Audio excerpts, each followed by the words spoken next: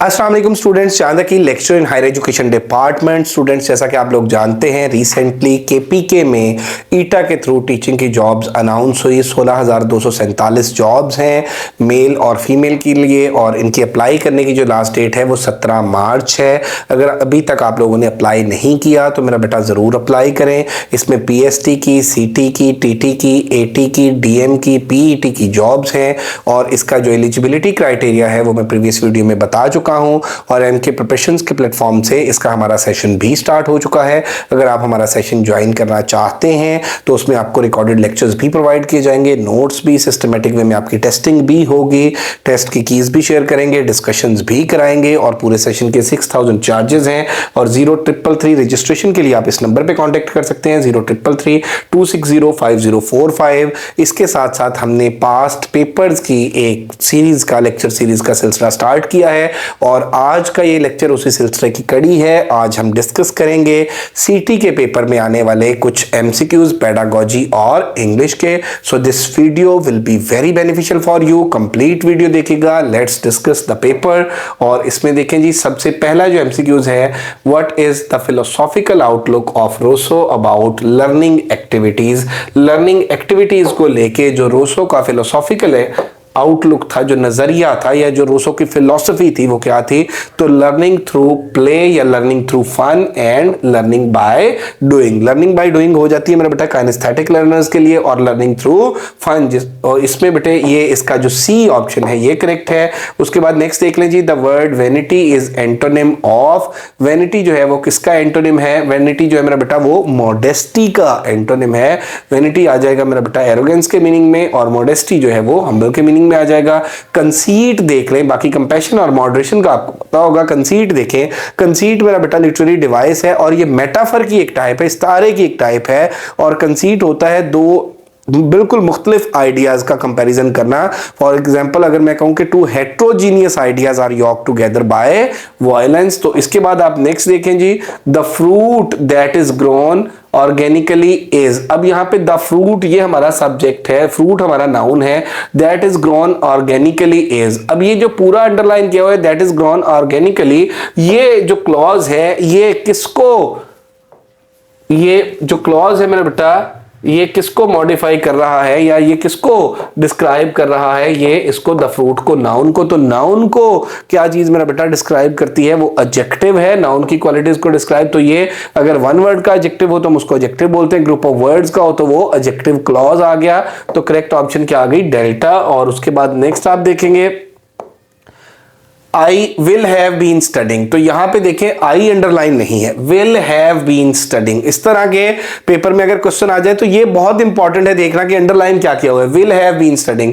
अब will have been ये हमारे पास क्या है? हेल्पिंग वर्ब है। स्टडिंग हमारे पास मेन वर्ब है, तो ये पूरा क्या आ गया?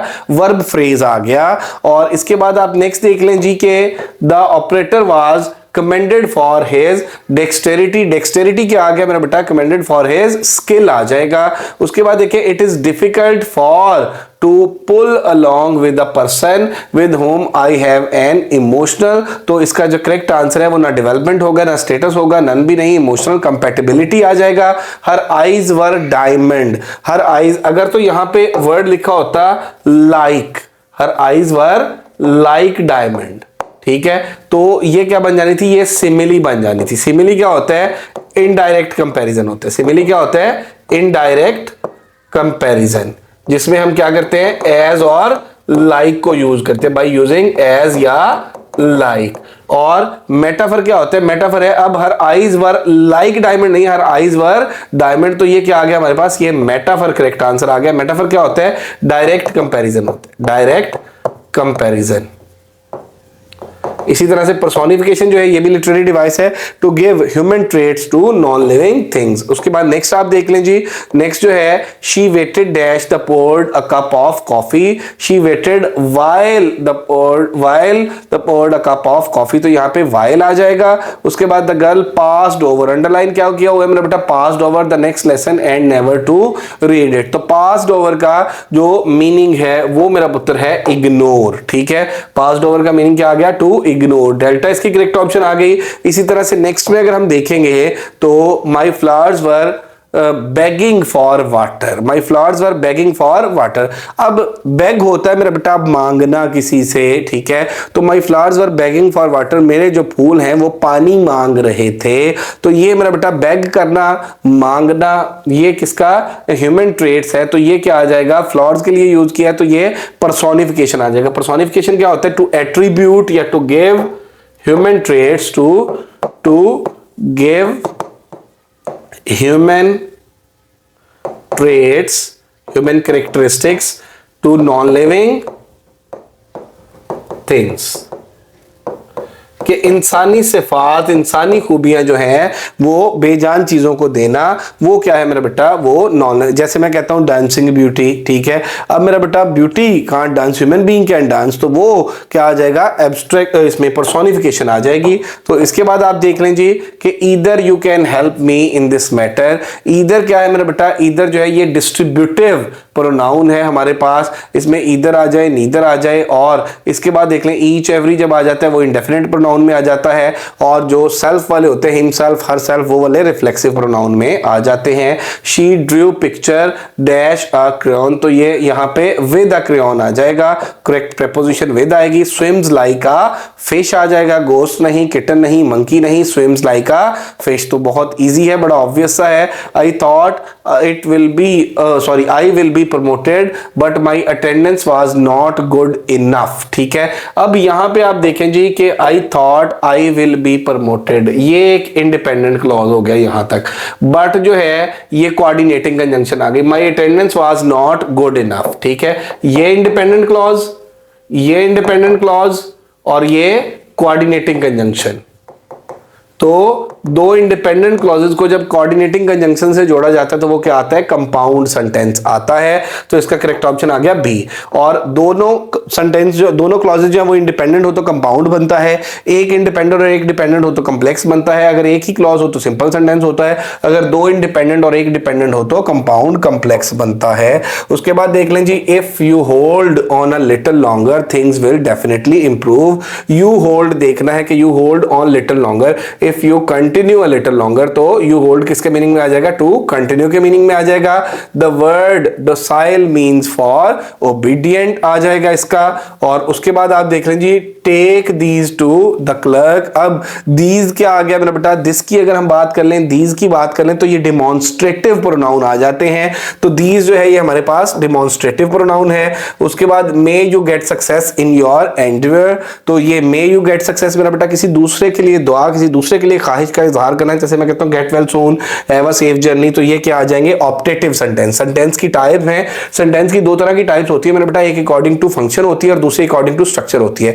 अकॉर्डिंग टू फंक्शन जो है मेरा बेटा उसकी 5 टाइप्स हैं, जिनमें डिक्लेरेटिव सेंटेंस है, इंटरोगेटिव सेंटेंस है, और ऑप्टेटिव सेंटेंस है, एक्सक्लेमेटरी सेंटेंस है, इंपेरेटिव सेंटेंस है। और इसकी डिटेल्ड वीडियो जो है वो आप लोग मेरे YouTube चैनल पे सेंटेंस फ्रेज क्लॉज की वीडियो देख सकते हैं। उसके बाद नेक्स्ट देख लें जी आप, दैट वन लुक्स वरीड, तो दैट क्या है मेरा बेटा, यहाँ पे हमारे पास ये डिटर्मिनर है। और उसके बाद देख लें जी, the ability to give to oath, इसको अंडरलाइन किया हुआ है, is an important character trait, तो the ability to give to other, the ability to give to others, तो ये हमारे पास क्या आ गया मेरा बेटा, ये नाउन फ्रेज है, the ability to give to others, ठीक है। एबिलिटी हमारे पास नाउन है, टू गिव टू अदर्स, तो ये नाउन फ्रेज आ गया ये। और ये सब्जेक्ट में, ये सेंटेंस में एज अ सब्जेक्ट काम कर रहा था। A small car is a great vehicle, choose its plural, small cars are great vehicles, ठीक है। अब इसका प्लूरल बनाना है तो कार का कार्स आ गया, फिर ए खत्म हो जाएगा तो इज की बजाय आर आ गया, ग्रेट व्हीकल्स आ जाएगा। उसके बाद देखिए जी, a paragraph which is describes a particular, which describes, यहाँ पे इज नहीं आएगा, which describes a particular situation, person and place is known as, जो पैराग्राफ में बेटा किसी स्पेसिफिक पर्सन, प्लेस या आइडिया के बारे में बताए तो उसको हम डिस्क्रिप्टिव पैराग्राफ बोलते हैं। उस which word is among the following has initial consonant cluster, कौन सा वर्ड जो है मेरा बेटा, which word is among the following has initial consonant cluster, तो एक्सेप्ट भी नहीं, पल्प भी नहीं, लैम्प्स भी नहीं, स्ट्रॉन्ग इसका करेक्ट ऑप्शन आ जाएगा। Word having same sound but different meanings, ऐसे वर्ड्स मेरा बेटा जिनका साउंड सेम होता है लेकिन मीनिंग डिफरेंट होती है, और इसमें एंड स्पेलिंग्स, मीनिंग्स भी डिफरेंट और स्पेलिंग भी डिफरेंट। फॉर एग्जांपल मैं कहता हूं प्रॉफिट, ठीक है, अब मैं FIT के साथ कह रहा हूं, मैं PEHT के साथ कह रहा हूं, तो एक प्रॉफिट हो जाएगा पैगंबर वाला, एक प्रॉफिट हो जाएगा नफा वाला। इस तरह के वर्ड्स मेरा बेटा जिनके क्या होते हैं कि साउंड सेम होते हैं लेकिन मीनिंग और स्पेलिंग डिफरेंट होते हैं, तो उनको हम होमोफोन्स बोलते हैं।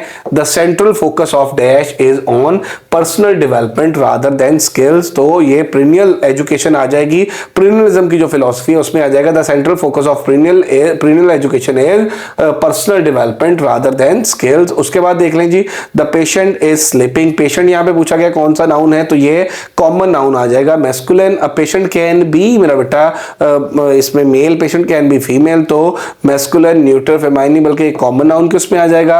Identify the word with inflection morpheme, अब इन्फ्लेक्शन मॉर्फीम मेरा बेटा इसमें देख लें कि मॉर्फोलॉजी होती है स्टडी ऑफ वर्ड फॉर्मेशन, और वर्ड फॉर्मेशन क्या होती है कि किसी वर्ड से हम शुरू में कुछ लगा के वर्ड्स बनाते हैं या एंड में लगा के, जैसे उर्दू में हम कहते हैं साब के और ला के, तो यहाँ पे प्रीफिक्स है, सफिक्स है, फिक्सेस है, तो एक्साइट, ये एक्साइटेड हो गया, तो ये इन्फ्लेक्शन मॉर्फीम्स हैं। और उसके बाद आप देख लें जी, she had extremely catching eyes, तो एक्सट्रीमली कैचिंग आईज, अब ये एक्सट्रीमली कैचिंग आईज जो है ये नाउन है, एक्सट्रीमली कैचिंग जो है ये एडजेक्टिव फ्रेज है क्योंकि नाउन को मॉडिफाई कर रहा है। Over my head is dash ARN, over my head, यहां पे सिर्फ इतना है, ये ओवर माई हेड, ये पूछा गया कि ये क्या है, तो over my head under a T in a class, तो ये मेरा बेटा हमें कंप्लीट सेंस नहीं देते, तो ये क्या बन जाएगा, ये फ्रेज है हमारे पास। Phrase is a group of word which never gives us complete meaning, not having its own subject and verb, ना इसका सब्जेक्ट है ना वर्ब है, ना ये हमें कंप्लीट सेंस दे रहा है, तो ये क्या बन जाएगा, फ्रेज बन जाएगा।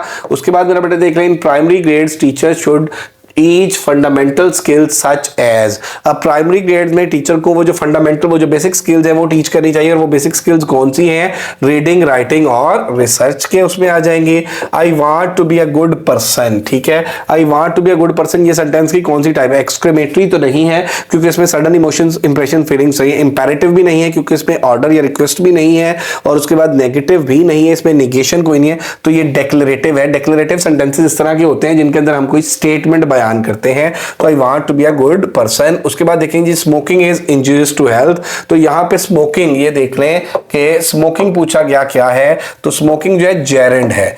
ING फॉर्म जो है ये जब नाउन के तौर पे आती है, नाउन के तौर पे, तो वो क्या होती है, वो जेरेंड होती है। Smoking is injurious to health, तो ये जेरेंड आ गया। और अगर यही फॉर्म वर्ब के तौर पे आए, मैं कहता हूं ही इज स्मोकिंग, ठीक है, अब इससे पहले इज आ गया, ही स्मोकिंग, वो सिगरेट पी रहा है, तो ये वर्ब आ गया, ये हेल्पिंग वर्ब और ये मीन वर्ब, तो ये क्या आ जाएगा, इसको हम बोलते हैं present participle.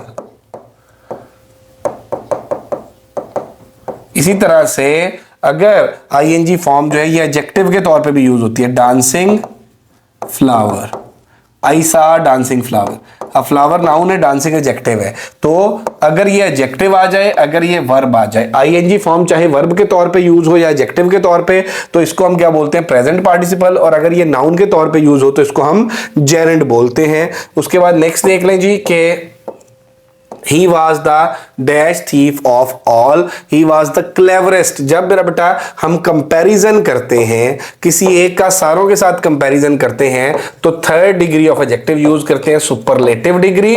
Third degree of adjective को क्या बोलते हैं, सुपरलेटिव डिग्री। और सुपरलेटिव डिग्री से पहले हमेशा हम क्या यूज करते हैं, डेफिनेट आर्टिकल, डेफिनेट आर्टिकल, और वो डेफिनेट आर्टिकल क्या है, दी है, ये ए और एन इंडेफिनिट आर्टिकल हैं और दा जो है ये डेफिनेट आर्टिकल है। इसी तरह से अगर आप नेक्स्ट देख लेंगे बेटे कि इसमें हम अगर हम बात करें नेक्स्ट उसमें, तो आप ये देखें can you see that plane, तो यहां पे मेरा बेटा दैट प्लेन अंडरलाइन जो है वो ये होगा जो पूछा गया ना क्वेश्चन, दैट, ठीक है, can you see that plane, तो दैट जो है ये क्या है, ये दैट पूछा गया, तो ये मेरा बेटा क्या आ गया, हमारे पास नाउन आ गया ना, और दैट क्या आ गया, एडजेक्टिव, तो ये कौन सा एडजेक्टिव आ गया? डिमॉन्स्ट्रेटिव, ठीक है। दैट जो है वो डिमॉन्स्ट्रेटिव एडजेक्टिव आ गया।